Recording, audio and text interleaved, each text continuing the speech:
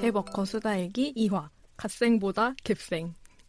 안녕하세요. 갭워커 수다일기의 프렌입니다. 네, 안녕하세요. 소아입니다. 와, 2화입니다. 2화로 돌아왔습니다. 네. 네, 사실 소아님의 이것도 아이디어인데요. 저희의 아이디어 뱅크 네. 소아님께서 너무 멋진 이 캐치프레이즈를 만들어주셨어요. 갓생보다 갭생. 우리가 하려는 말이랑 너무 잘 맞아가지고 제가 이거 꼭 넣어야 된다.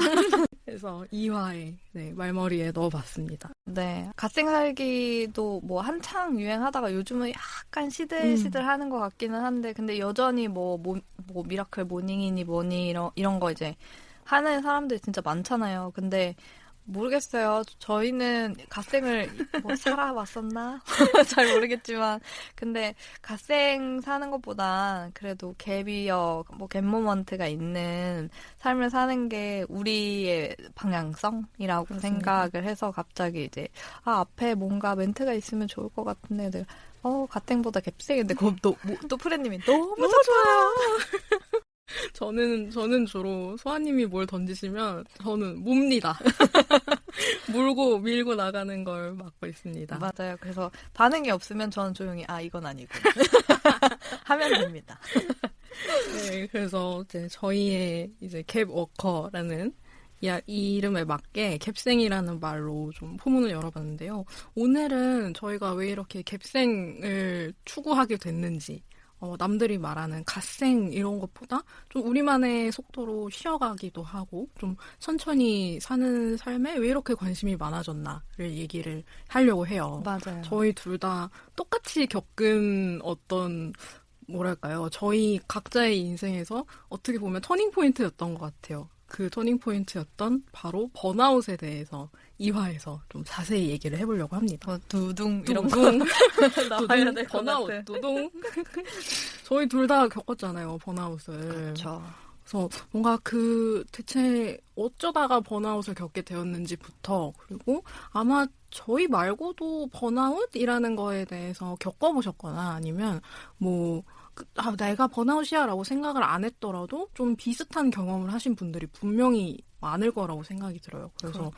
그런 분들한테 같이 좀 터놓고 어쩌다가 그런 번아웃이 왔다라는 거를 알게 됐는지 그리고 어떻게 그 과정을 지나와서 회복이라고 할까요? 그 번아웃을 어떻게 지나왔는지에 대한 기승전결 얘기를 좀 하다 보면은 우리가 왜 이렇게 갭워커 수다일기라는 형태로 이야기를 나눌 만큼 인생에서 갭이 중요하다라는 거를 좀 알게 됐는지 같이 좀 자연스럽게 풀어낼 수 있을 것 같아요. 소아님도 번아웃을 겪으셨죠? 그쵸. 네. 저도 번아웃을 겪었었고 사실 번아웃을 겪고 있었을 때는 그게 왜 왔는지 몰랐어요. 모르겠고 저는 이제 일상 너무 힘든데 너무너무 힘든데 진짜 죽을 것 같이 힘든데 왜 힘든지를 알아야 이 상태에서 벗어날 수 있잖아요. 근데 그 당시에는 진짜 아무 생각이 안 드는 거예요. 내가 일이 많아서 그런가? 근데 일이 많다고 하기에는 이전에도 일이 많았고, 작년에도, 재작년에도, 재재작년에도, 5년 전에도 계속 생각을 해보면 일이 많았던 시간은 계속 일이 많았던 시간이고, 그러면 하지 않았던 일들을 새롭게 시작했나? 근데 그런 일들은 사실 오랫동안 일을 하면서 늘상 있어 왔던 일들이고, 그래서 실제적으로는 번아웃을 겪고 있을 때는 번아웃이 왜 왔는지는 사실 알지는 못했고, 저는 이제 번아웃으로 퇴사하고 갭이어 시간을 가지고 나서야, 번아웃은 이것 때문에 왔었어. 라고 이제 알게 어떤 것 같아요. 프렌님은 어땠어요? 번아웃이 왔을 때 좀 이래서 번아웃이 왔나 보다라는 걸 좀 바로 알아챘어요? 저도 사실 벼랑 끝에 가서야 이게 번아웃이라는 건가? 라고 겨우 떠올렸을 만큼 그러니까 번아웃의 그 신호들이 나중에 돌아보니 되게 자주 왔었더라고요. 근데 저는 그거에 번아웃이라는 이름을 감히 내가 붙여도 되나? 이 생각을 했어요. 저도 약간 비슷하게 나보다 더 흔히 빡세게 힘들게 일하는 사람들 너무 많고 저는 이제 저랑 소아님이랑 연차가 좀 차이가 나는데요. 저는 그때 당시에 4년차, 막 4년차를 향해 가고 있던, 이제, 첫 번째 직장에서 막 4년차를 향해 가고 있던 사람이어서, 막, 연차가 아주 높은 건 아니잖아요, 사실. 그래서, 막 주니어를 한 시점? 그, 애매한 시점이었는데, 그때 번아웃이 온다는 게 되게 약간, 너무 나약하다. 아니면 좀 사치스럽다. 이렇게 생각을 했던 거예요. 내가 뭐 얼마나 일을 했다고 번아웃이야? 라고 생각해서, 이게 번아웃이라고 이름 붙일 수 있을 거라고 생각을 못하고, 그냥, 좀 힘드네? 이런 상황들이 계속 이어지다가, 이제 더 이상 참지 못하겠을 때, 이게, 그 사람들이 말하는 번아웃이구나라는 거를 뒤늦게 인정을 했었죠. 저도 비슷했어요. 근데 브랜님 말한 것처럼 저도 비슷한 생각을 정말 많이 했던 것 같아요. 저는 이제 NGO 이쪽에서 일을 좀 오랫동안 했었고, 저는 이제 좋아하는 일이었고, 너무너무 하고 싶었던 일이었고, 사람들을 살리는 일이고, 돕는 일이니까, 늘 힘들 때도 그런 거예요. 사실 우리가 도와줘야 하는 그 대상의 사람들은 생사의 길을 오가고 있고, 목숨을 걸고 뭐 국경을 넘는 사람들도 있고, 아니면 뭐 산사태나 뭐 태풍이나 엄청난 큰 재해들 때문에 자신의 이제 거주처를 잃고 아무것도 없는 상태에 있는 사람들이 많은데, 내가 기껏 야근 조금 한다고, 내가 조금 좀 스트레스 받는다고, 뭐 점심시간에 바쁘다고 그냥 김밥 먹으면서 모니터 보면서 일한다고, 그게 뭐 얼마나 될까, 뭐 이런 생각도 많이 했던 것 같고, 그리고 프레님이 말한 것처럼 다 같이 힘든데 나만 너무 유난 떠는 거 아니야? 쟤도 힘들고 나보다 더 뭐 일을 많이 하는 직원들도 있는데 나만 너무 유난스럽게 힘들어, 아파요, 저도 못하겠어요 막 이렇게 좀 엄살 부리는 건 아닐까? 이런 생각들을 했기 때문에 저도 번아웃인가 아닌가 긴가민가 하다가 결국엔 저도 이제 건강이 엄청 악화되는 시점에 돼서야 인정을 할 수밖에 없었던 것 같아요. 저도 어떤 책에서 읽었는데, 뭐 정확한 그 책 제목이랑 구절은 기억 안 나지만 다들 비슷한 것 같아요. 그 책에서도 뭔가 번아웃이라는 거는 항상 알아차리면 이미 늦다라는 식의 문장이었거든요. 그래서 저랑 수아님이랑 그런 것도 참 비슷했던 것 같아요. 뭔가 알아차렸더니 이미 어떻게 손쓸 수 없이 이미 꽤 뭔가 나를 집어삼켜버린 그런 상황이었죠. 그래서 좀 이제 저희가 각자 정리하면서 알았던 번아웃이 왔던 이유들을 좀 생각을 해보면, 저 같은 경우는 진짜 제일 충격적이었던 게, 저는 이제 좋아하는 일을 하고 있으니까 저는 제가 저를 되게 잘 안다고 생각했어요. 나는 좋아하는 일을 하는 사람이고, 나는 좋아하는 일을 너무 재미있게 신나게 하는 사람이야. 그렇게 생각하고 한 10년 정도를 살았는데, 근데 좋아하는 일이 어느 날부터 좋아하지 않게 된 것 자체가 제가 저를 배신한 것 같은 거예요. 그러니까 이유는 모르는데, 뭔가 어떻게 내가 이 일을 싫어할 수가 있지? 어떻게 내가 이 일을 재미없어 할 수가 있지? 그거를 이제 마주한 순간부터가 제가 저를 배신한 것 같은 느낌도 들었었고, 근데 좋아하는 일을 하는데 어떻게 번아웃이 오나? 좋아하는 일과 번아웃은 같은 선상에 있을 수 없는 단어이지 않을까? 나는 좀 뭔가 잘못된 건가? 이상한 건가? 뭐 이런 생각들도 좀 많이 했던 것 같고요. 근데 나중에 이제 저에 대해서 나는 어떤 사람이고 왜 번아웃이 왔고 이런 거를 정리하다 보니까, 좋아하는 일은 좋아하는 일뿐 나의 성향과 나한테 굉장히 잘 맞는 일이 아닐 수도 있다라는 거를 사실은 이제 번아웃으로 퇴사하고 좀 쉬는 시간을 가지면서 그걸 좀 정리할 수 있었던 것 같아요. 그래서 나중에 생각해보니 저는 좀 약간의 뭔가 예민하고 섬세함을 가지고 있는 사람인데, 늘 이제 그런 위험하고 좀 안전하지 않은 현장에 많이 다니는 것도 저한테는 굉장히 스트레스를 주는 일들이었고, 그리고 또 제가 해외 난민들 돕는 일들을 좀 오래 했는데, 그 난민들을 지원하는 일들은 너무너무 필요한 일이 맞아요. 의미 있는 일들도 맞는데, 근데 근본적인 원인인 이제 전쟁의 문제를 해결하지 않는 한은 이거는 사실 약간 밑 빠진 독에 물 붓는 것 같은 지속적으로 그냥 계속 소모적으로 일을 할 수밖에 없는 일적인 환경이나 아니면 이제 계속 누군가의 죽음이라는 그 단어가 너무 저한테 밀접하게 다가와 있으니까 너무 자극이 큰 거예요. 그런 약간의 예민하고 섬세한 기질을 가진 사람이 계속 그런 자극적인 이야기들을 듣다 보니 저는 진짜 이런 이야기를 하면 이해를 못 하실 수도 있지만 그 뉴스 기사에서 막 몇만 명 사망 막 이런 거 보고 운 적도 있거든요. 그러니까 이게 네, 너무 그런 분들이 이제 이런 일들이 일어났고 막 가족을 잃고 뭐 아이들이 고아가 되고 뭐 이런 환경들에 이제 거한 사람들을 너무 많이 보고 그 사람들이 어떤 삶을 살 수밖에 없다는 거를 눈으로 너무 많이 보고 피부로 많이 느꼈으니까 그냥 그런 것들이 일어나는 게 너무 이제 암담하고 너무 슬프고 근데 그런 성향들이 이제 남들에 비해서 너무 이제 그걸 공감을 너무 많이 하는 거예요. 그러니까 저처럼 다 울지 않아요. 다들 그냥 이런 일이 발생했어. 그럼 우리가 빨리 일을 더 열심히 해야지. 빨리 이걸 해결해야지. 이렇게 하면서 막 달려드는 사람들도 있는데 저도 옛날에는 그랬던 것 같은데 이게 이제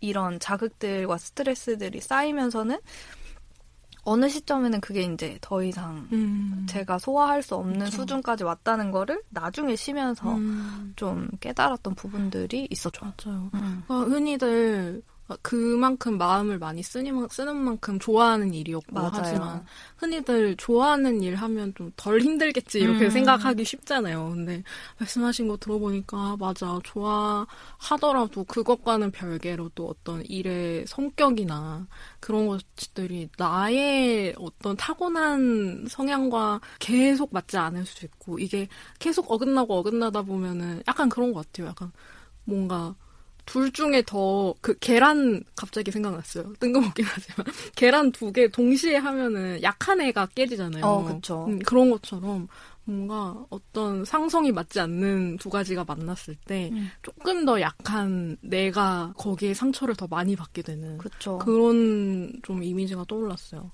그래서 뭔가 번아웃이 그게 나의 번아웃의 원인이었구나라고 네. 나중에 아시게 된 거죠. 그러니까 그런 시간들이 아주 미세하게 차곡차곡 쌓여왔을 것 같고 좀 어렸을 때는 그냥 이런 일을 내가 할 수 있다는 거 자체가 저한테 도파민이었던 것 같아요. 지금 생각해보면. 왜냐면 너무 그 현장에서 그 사람들 만나서 제가 해결할 수 있는 문제들을 해결하고 도와줄 수 있는 그냥 그런 자리에 있다는 것만 해도 되게 감사한 마음이었고 그래도 내가 되게 쓸모있는 사람이구나. 쓸모있는 일을 하고 있구나라는 그런 거를 계속 확인할 수 있는 일들이었으니까.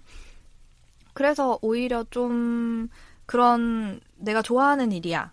나는 쓸모있는 일을 하고 있어. 의미 있는 일을 하고 있어 하면서 계속 저한테 동기부여를 스스로 하면서 이제 끌고 왔었는데 그렇지 않았던 부분들도 있었고 그리고 또 한편으로는 그런 생각들도 했었어요. 그런 시간들에 내가 나를 조금 멈추고 이번엔 뭐 너무 과하게 달린 것 같은데 좀 쉬면서 나를 돌보는 시간들을 가져보면 어떨까.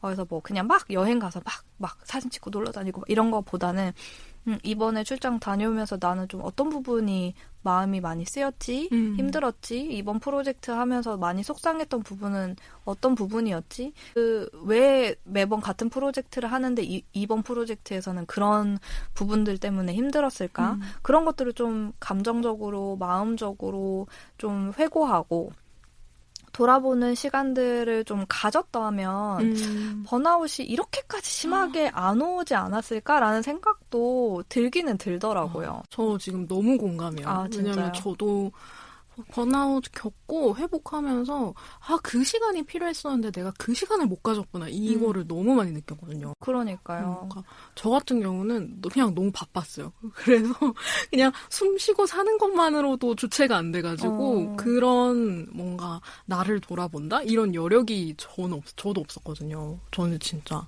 그 시간에 일을 해야 되는 그런 상황이었어가지고 제 번아웃의 그 초반을 생각해보면은 제 번아웃의 원인은 조금 소아님하고 비슷한 듯 다른데 저는 일단 업무량이 많았습니다. 저는 굉장히 빠른 속도로 성장하고 있던 스타트업에서 첫 커리어를 시작을 했거든요. 그래서 제가 한 회사에 4년을 다녔는데 처음에 들어갔을 때 회사의 규모와 4년 후 나왔을 때 회사의 규모가 아주 크게 다를 정도로 되게 짧은 시간에 압축적으로 성장한 스타트업 회사였어요.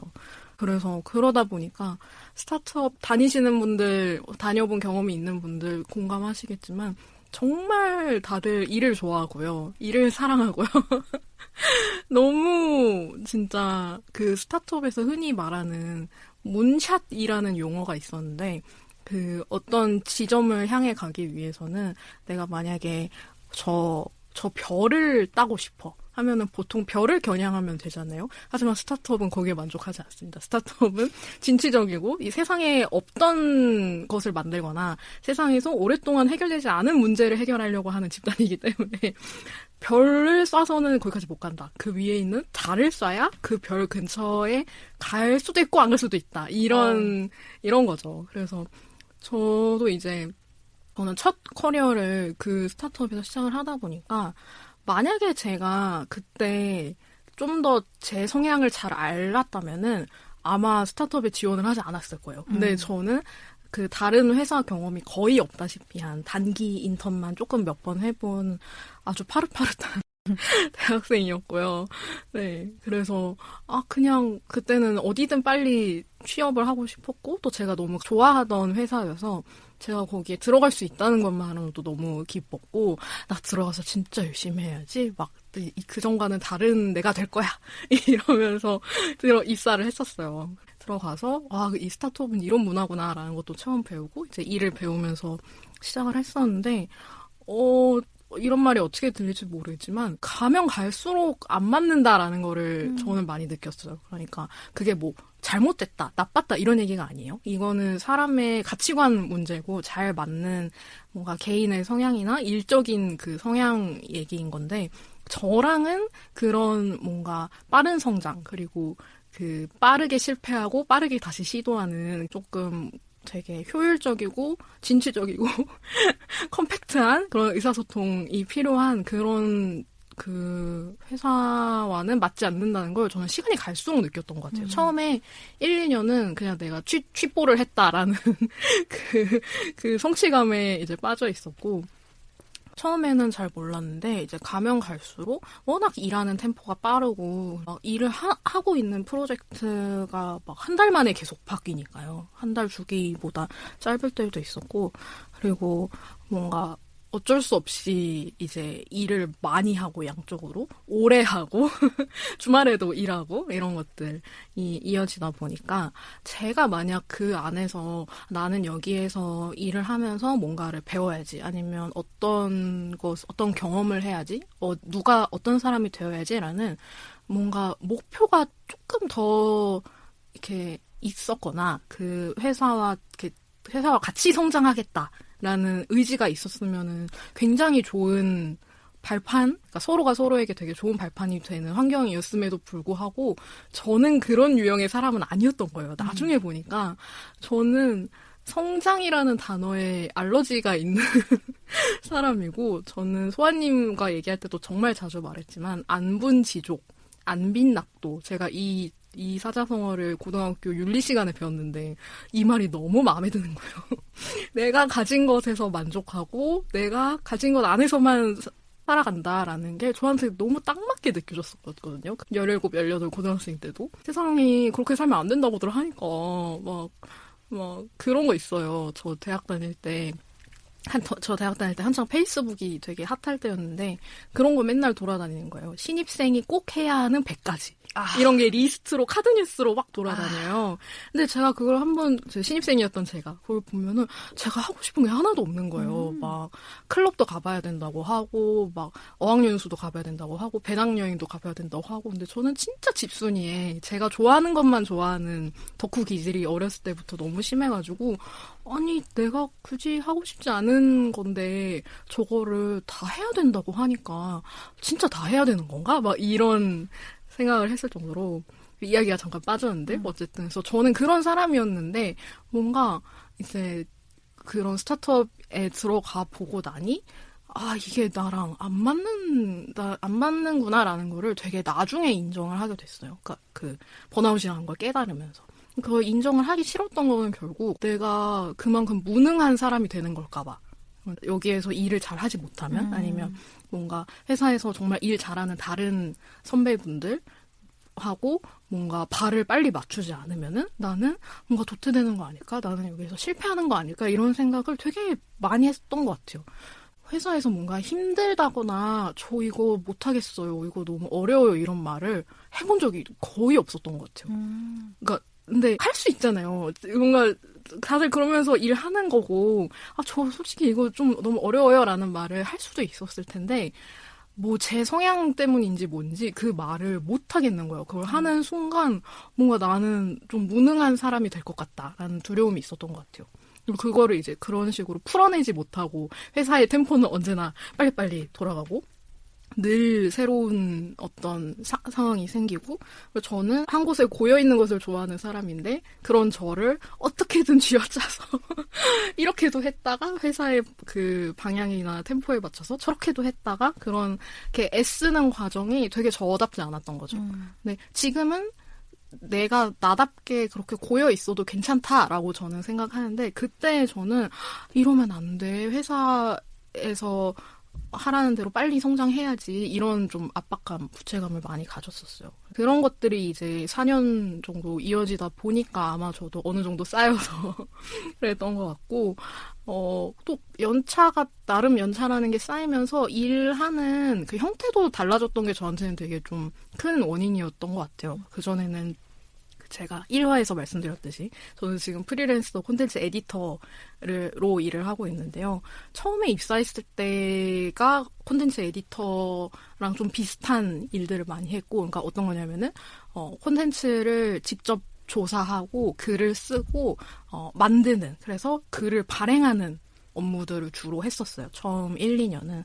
근데 이제 회사의 몸집이 점점 커지고 사람도 많아지고 뭔가 발행해야 하는 콘텐츠의 수량 자체가 이제 많아지면서 이제 저희 팀의 방향이 그 하나하나를 내부에서 에디팅을 할 게 아니라 시스템을 만들고 그거를 대량으로 생산할 수 있는 사람을 구하고 그 일정을 관리하고 그 사람을 관리하고 그 프로젝트 자체를 매니징하는 매니저에 더 가까워졌던 거죠. 어떻게 보면 PM이라고도 할 수 있고요.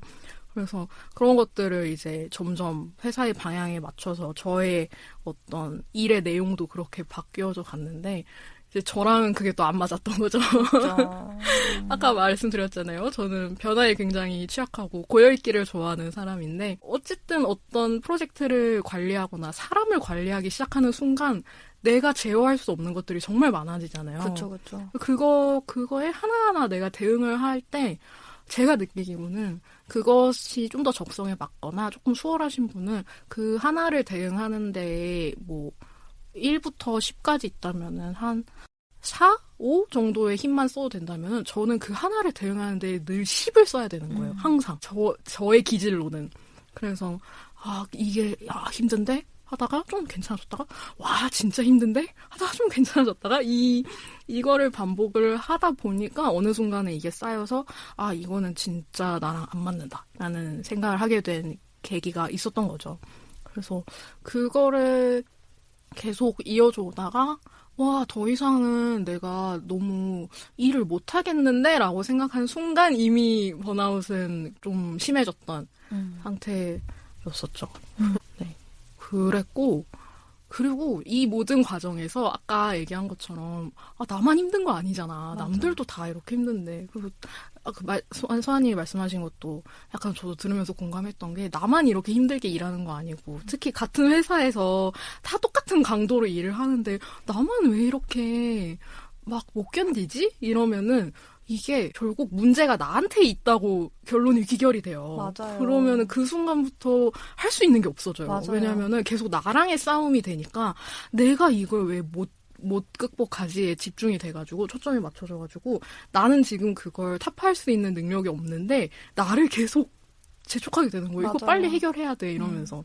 근데 어떻게 이미 나에겐 여력이 없는데 그 악순환에 빠지는 거죠. 그렇게 됐던 것도 되게 큰 원인이었고 그리고 무엇보다 이런 거를 좀 터놓고 이야기할 동료들이 분명히 주변에 있었는데 제가 그 부분을 많이 간과했었죠. 동료들이 뭐 어떤지 모르겠어요. 모든 회사가 나의 동료가 다 믿음직하고 누구에게나 터놓고 말할 수 있는 회사가 아닐 수도 있고 뭔가 굳이 막 일에 대해서 막 내가 힘든 점을 굳이 막 말해야 돼 이럴 수도 있는데 제가 사실 그랬거든요. 그러니까 저희 회사 동료분들 다 너무 좋은 분들이었는데 제가 마음의 문을 약간 닫았다고 해야 되나? 그 일과 내 개인의 삶을 분리하는 게 너무 중요했어요. 회사를 다니면서. 약간 요즘 MZ스럽게 죄송해요. 너무 편견을 강화하는 말인 것 같긴 한데 적어도 저는 일은 일이고 나는 나야 이렇게 굉장히 분리를 하고 싶었던 것 같아요. 그래서 뭐 약간 좀 회사에서 내 개인적인 얘기나 내 힘든 얘기를 되게 안 하려고 했었고 저는 오히려 그게 되게 프로페셔널한 거라고 생각을 했거든요. 어린 저의 생각으로는.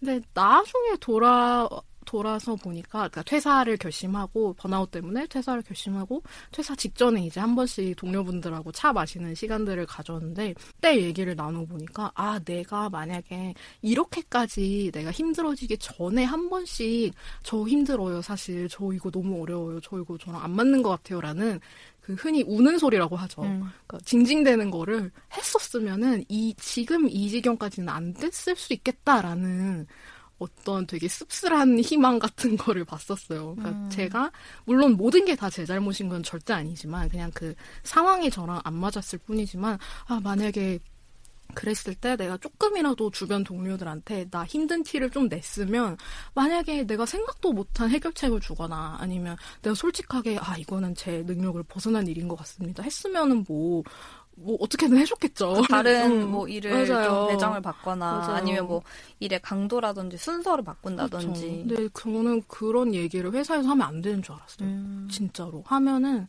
저는 뭔가 한번 그렇게 얘기를 하면은 너무 나의 모자람을 인정하는 꼴이 된다고 생각을 했었는데 사실 뭐 누구나 완벽한 상태에서 일하는 건 아니잖아요. 서로 그런 걸 이제 보완해 주려고 팀이 있는 건데 엄청난 개인주의에 빠졌던 저로서는 그쪽으로는 사고가 안 갔던 거죠. 사고 회로가. 네, 개인주의보다는 책임감이 강해서였을 수도 있을 것 같아요. 이건 내가 해야 할 몫이고 내가 하지 않으면 다른 사람이 나를 도와주면서 저 사람도 맞아요. 엄청나게 일이 많고 맞아요. 너무 바쁜데 안 그래도 지금 캐파가 120%로 다들 차 있는 상황인데 그러니까 모두가 지금 전력을 다해서 뛰고 있는데 갑자기 나 여기 조금 아야한 것 같아. 그러니까 요거 조금만 네가 해줘 하는 그게 어쩌면 되게 뭔가 미안해서일 수도 있고, 아까 이제 프레님 말한 것처럼, 그렇죠. 나의 캐파는 여기까지밖에 안 되나? 이게 드러나면 회사에서 나는 그럼 어떤 평가를 받게 될까? 사실 그게 무서워서 티를 못 내는 사람들도 정말 많다고 저는 생각을 하거든요. 저는 비교적 그래도 좀, 내가 힘들다라는 거를 말하기도 전에 저의 낯빛이 너무 어두워져가지고 다들 얼굴이 회색인데 괜찮나? 막 이런 이제 그 말들을 건네줬던 순간들이 되게 많았는데 그 정도로 저는 사실 몸 상태가 너무 안 좋았어요. 번아웃이 오면서 일단은 처음에 말했던 것처럼 제가 너무 좋아하던 일이고 너무너무 재밌다. 나는 이 일을 평생 너무너무 즐겁게 할 수 있겠다라고 생각했던 일이었고 정말 이 분야에서 벗어나는 저는 상상을 해본 적이 없어요. 그냥 이 분야에서 막 이렇게 높은 자리로 갈 것도 아니고 나는 계속 그냥 이렇게 계속 사업 기획하고 사업 운영하고 사람들 만나고 그냥 지금의 이 모습들이 나는 너무 좋으니까 나는 이렇게 뭐 높은 자리 관심도 없으니까 그냥 이렇게 평생 일하면서 너무 행복하게 살 수 있겠다라고 생각했던 제가 이게 다 의미 없어 보이고 다 재미없어지고 막 이런 것들도 저한테는 되게 충격적인 모습이기도 했지만 좀 몸 상태가 정말 안 좋았어요. 두통, 소화불량, 불면증 막 이런 게 계속 이제 진행이 되는데 뭐 병원 간들 맞아. 뭐 소화가 안 돼요 그러면 뭐 위염 증상 살짝 있고요 뭐 위염약 주시고 뭐 소화제 주시고 뭐 두통도 뭐 제가 그렇다고 MRI를 찍을 순 없잖아요. 근데 뭐 불면증이 있으니까 당연히 뭐 두통 같은 것도 자주 올 수도 있고 그러니까 뭐 그렇게까지 또 검사할 만한 증상이 있는 건 아니니까 그러니까 이제 좀 그렇게 뭔가 신체적으로 증상들이 너무 많아지다 보니까 이제 점점 이렇게 기력이 없어지고 뭔가 밥을 먹었는데 배가 고픈 건 아닌데 진짜 몸에 힘이 안 들어가기도 하고 뭐 어느 날은 출근하다가 약간 핑 돌아가지고 그냥 그 벤치에 한참을 앉아 있기도 하고 약간의 이제 말미에는 공황이랑 비슷한 증상같이 이제 좀 사람들이 많은 장소에 가면 좀 숨이 답답해서 막 지하철에서 한번 중간에 내린 적도 있어요. 출근길에. 그 정도로 좀 우울감 같은 것도 엄청 심했던 것 같고 그래서 이게 결국에는 이제 퇴사하고 제가 상담 받았던 적이 있는데 그때 선생님도 그 얘기를 하셨어요. 스트레스를 받아서 좀 마음이 힘들고 그걸 내가 인지를 하고 그거를 계속 그만 스트레스 받으라고 되게 다양하게 이제 이거를 내보내는데 신호를 몸이 주는 거죠. 네, 근데 그 신호가 이제 몸으로 이렇게 몸이 잠깐 아픈 거 말고 이렇게까지 아파지고 안 좋아지는 거는 정말 끝까지 간 거다. 그래서 그때까지 가기 전에 나를 계속 잘 돌봐줘야 하는 거다라는 얘기를 해주셔서 그때 좀 놀란 거예요. 아, 번아웃이 심해서 조금 몸이 힘들어서 어쩔 수 없이 퇴사를 했다 정도만 생각을 했는데 그게 아니라 정말 제 신체에는 너가 너무 지금 위험한 상황이니까 제발 그만해. 일을 그만둬. 스트레스 좀 그만 받아. 너가 이제는 너 스스로가 이거를 견디기 어려운 상황이라는 사인을 정말 다각적으로 저한테 주고 있었는데 그거를 저는 이제 그냥 이 정도 피곤한 건 당연한 거지. 그냥 이 정도 다들 퇴근하고 누워 있는 건 당연한 거 아니야? 뭐 이런 식으로 이제 생각을 하면서 좀 묵혀왔던 시간도 꽤 됐거든요. 맞아요. 그러니까 이게 뭐 단순하게 몇 개월만 일어났던 게 아니라 한 1, 2년 전부터 슬슬 막 이렇게 괜찮았다가 아팠다가 괜찮았다가 아팠다가 근데 이제 이 주기들이 짧아지고 그랬던 것 같아요. 프렌님은 어땠어요? 프렌님도 좀 저랑 비슷한 번아웃의 신호나 증상들이 있었나요? 저 지금 들으면서 너무 공감했잖아요. 아, 그래요? 저도 그게 다 신호였구나 싶은 순간들 되게 많았는데 저도 좀 이상한데? 라고 처음 느꼈던 걸로 돌아가면은 퇴사를 결심하기 전부터 한 1년 정도 된 것 같아요. 그 1년 사이에 그러니까 뭔가 그런 몸의 신호나 아니면 마음의 신호가 있었다가 조금 놔두면 사라지거든요. 그러면 또 괜찮아졌나? 나 그때 잠깐 힘들었나 보지 하고 있다가 그렇게 한 반년 정도 지나요. 그러면은 한 번 다시 저번에도 조금 이랬었나? 아니었나? 하다가 또 있다가 그 주기가 반년이었다가 갑자기 몇 달이 되고요. 한 달이 되고 몇 주가 되고 며칠이 되는 거예요. 말씀하신 것처럼 주기가 계속 짧아지면서 계속 뭔가 이거 좀 아닌데 싶은 순간들이 생기는 거죠. 저는 그게 마지막에는 어떤 형태로 나타났냐면은 굉장히 무기력해졌고요. 번아웃이 그러니까 다 태워서 소진해버리고 탈진해버리는 거잖아요. 맞아요. 그러다 보니까 그 탈진의 끝에는 엄청난 무기력이 있습니다. 그래서 진짜 아무것도 할 수가 없고 왜 일을 하다가 저 같은 경우는 재택 근무를 많이 했어가지고 이제 일을 하다가 점심시간에는 뭐 잠깐 침대에 누워있는다거나 이럴 수 있었는데 일을 하고 점심시간에 누워있는데 보통 한 30분 휴식하면 이제 다시 일해야 되잖아요. 근데 진짜 1시간, 2시간을 누워있어도 못하겠는 거예요. 정말. 그런 것들이 많았고 출근하기가 너무 힘들고 근데 이게 그냥 그 현대인들의 출근하기 싫다 보다도 강도가 훨씬 세게 너무 이거는 어렵다라는 느낌이 드는 것들이 있었고 그 회복하는 어떤 스트레스를 받았을 때 회복하는 주기가 그런 식으로 계속 짧아지면서 내가 점점 이걸 견딜 수 없어지는 상태가 된다라는 거를 느끼기도 했었고 마지막으로 결정적이었던 거는 제가 보통 어떤 책임감이나 죄책감 때문에라도 억지로 일어나서 그전에는 할 수 있었거든요. 근데 막판에는 그런 죄책감마저 사라지는 거예요. 그러니까 정말 제가 거기에서 제일 충격을 받았는데요. 아까 수아님은 좋아하던 일이 그렇게 힘들어질 수 있다는 거에 충격을 받으셨다면 저는 되게 나름 책임감이 강한 사람이라고 생각했는데 어느 순간 내가 그 책임감조차 느끼지 못하게 된 순간이 왔을 때 충격을 너무 받은 거예요. 그래서 억지로라도 예전에는 할 수 있었던 일이 이제는 억지로도 못하게 되는 그 순간이 이제 온 날 깨달은 거죠. 이게 번아웃이구나. 그리고 그런 나중에 이제 그 다른 책을 읽었을 때도 그렇게 얘기하는 걸 보면서 아 맞다 내가 진짜 그때 정말 심했구나 라는 걸 깨달았죠. 그래서 만약에 지금 들으시는 개복커 분들도 이거 번아웃인지 아닌지 잘 모르겠는데 싶으면은 저희가 얘기한 약간 이 증상들 이것들이 좀 나타나고 있다라면은 저는 사실 되게 높은 확률로 여러분도 어딘가 지금 소진되거나 탈진되어 가고 있는 중이다라는 거를 말씀드리고 싶어요. 왜냐면 저는 주변에서 그런 걸 말해주는 사람이 없었거든요. 일단. 근데 아무도 뭐 얘기해주진 않아요. 그렇죠. 그러니까 막 좀 힘들어 보이네 이러지. 그러니까 일단 내가 나조차 그거를 인정하지 못하니까 그거를 발견하는 시점이 계속 늦어지는 거거든요. 그것도 맞아요. 그래서 뭔가 이런 거를 좀 미리 알았다면은 내가 조금 더 빨리 눈치챌 수 있었을 것 같은데라는 아쉬움이 좀 있었죠.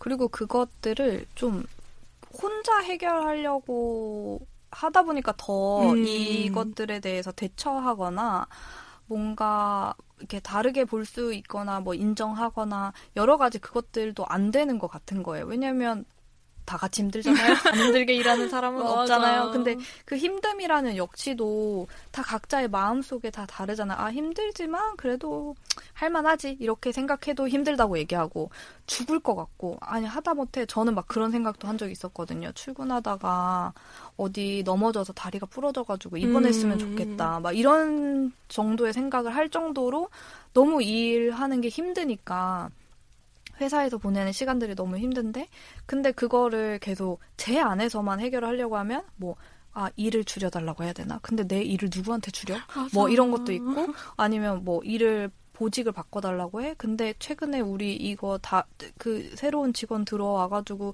보직 새롭게 변경한 지 지금 2개월밖에 안 됐는데 무슨 보직을 어떻게 바꿔? 그건 또 말이 되는 소린가? 라는 생각도 하고 그때쯤에 또 저한테 부장님이 일을 너무 열심히 하지 말라는 거예요.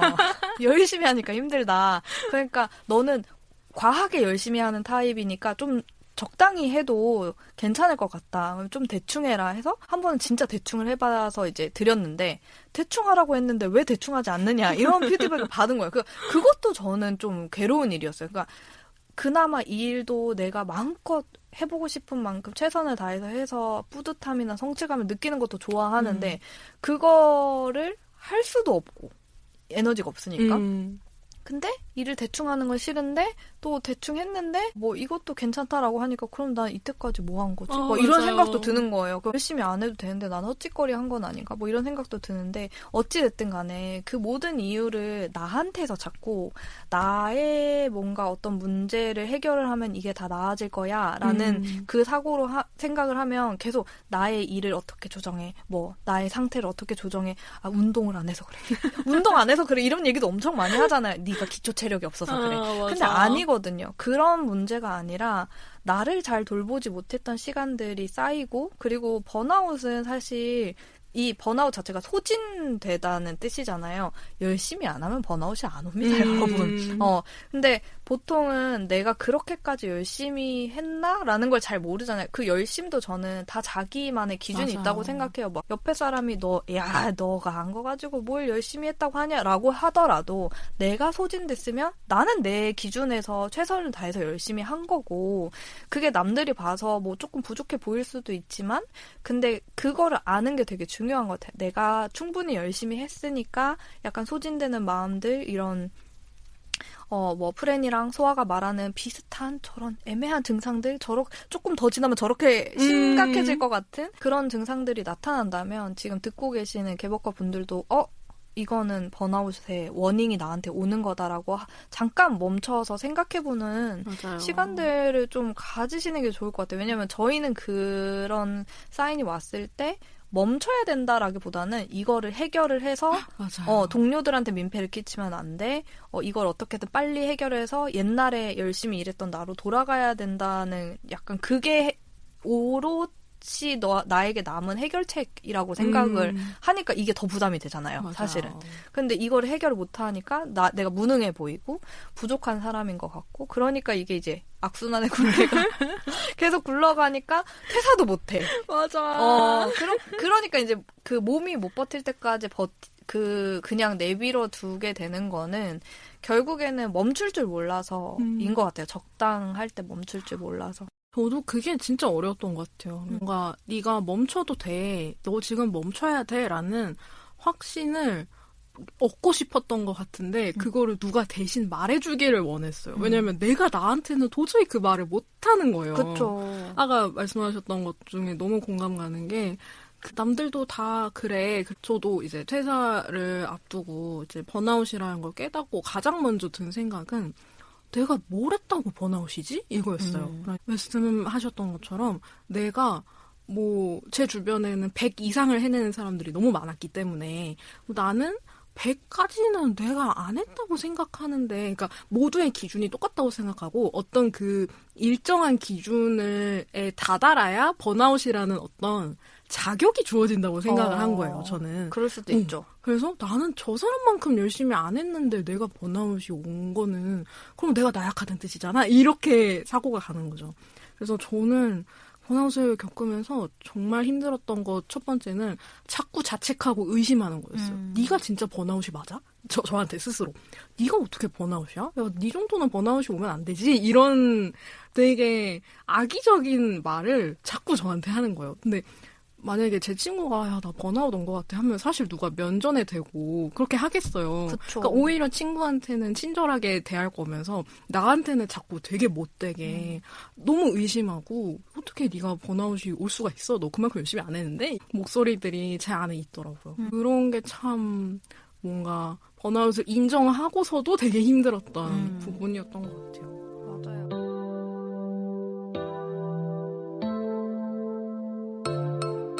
네, 여기까지 잘 듣고 계시나요? 저희가 지금 편집을 하다 보니 번아웃 이야기가 너무 드리고 싶은 말씀이 많아가지고 굉장히 길어졌어요. 그래서 이 다음 이야기는 2-2화에서 이어집니다.